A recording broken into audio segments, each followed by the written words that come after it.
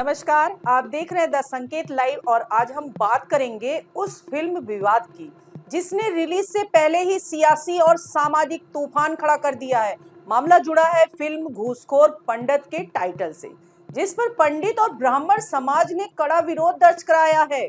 सवाल उठ रहा है कि क्या यह सिर्फ एक काल्पनिक किरदार का नाम है या फिर किसी समुदाय की छवि को ठेस पहुंचाने की कोशिश। दरअसल जैसे ही फिल्म का टाइटल सामने आया, वैसे ही सोशल मीडिया से लेकर सड़कों तक विरोध शुरू हो गया। कई शहरों में प्रदर्शन हुए, नारे लगे और फिल्म के पोस्टर फाड़े गए। प्रदर्शनकारियों का कहना है कि पंडित शब्द को घूसखोर जैसे नकारात्मक शब्द के साथ जोड़कर पूरे ब्राह्मण समाज को भ्रष्टाचार से जोड़ने की कोशिश की जा रही है, जो सरासर गलत है।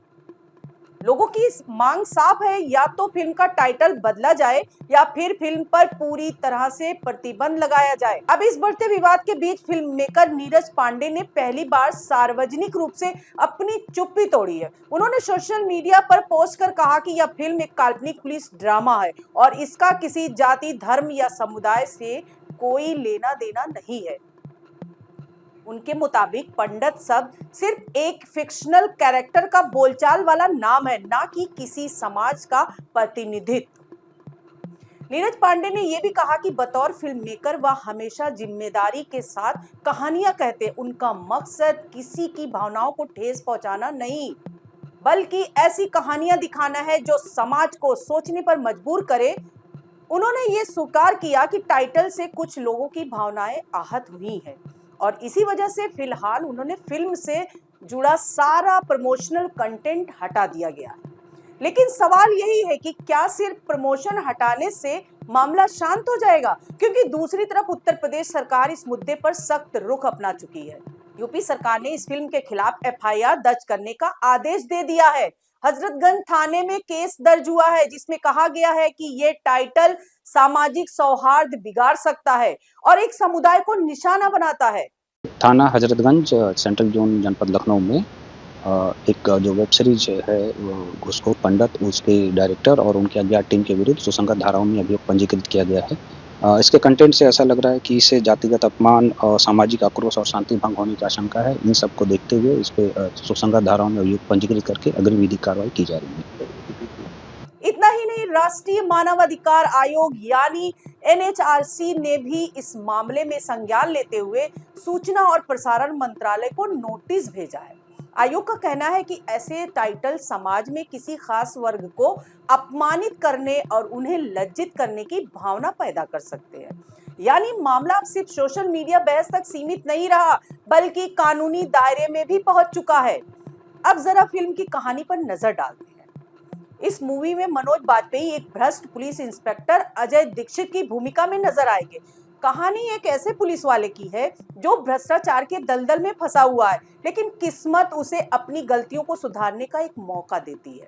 फिल्म में नुसरत भरूचा, साकिब सलीम, अक्षय ओबराय, कीकू शारदा और श्रद्धा दास भी अहम भूमिकाओं में है। ये फिल्म ओटीटी प्लेटफॉर्म नेटफ्लिक्स पर रिलीज होने वाली, लेकिन सवाल ये है कि क्या अब यह फिल्म अपने तय समय पर रिलीज हो पाएगी या फिर मेकर्स को टाइटल बदलने पर मजबूर होना पड़ेगा। यह विवाद एक बड़ी बहस को जन्म देता है, क्रिएटिव फ्रीडम बनाम सामाजिक जिम्मेदार।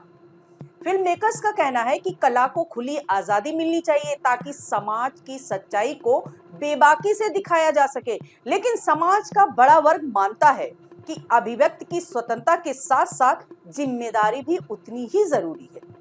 अगर किसी कहानी का नाम ही किसी समुदाय की पहचान से जुड़ा हो और वह नकारात्मक संदर्भ में इस्तेमाल हो, तो स्वाभाविक है कि लोग खुद को टारगेट महसूस करेंगे।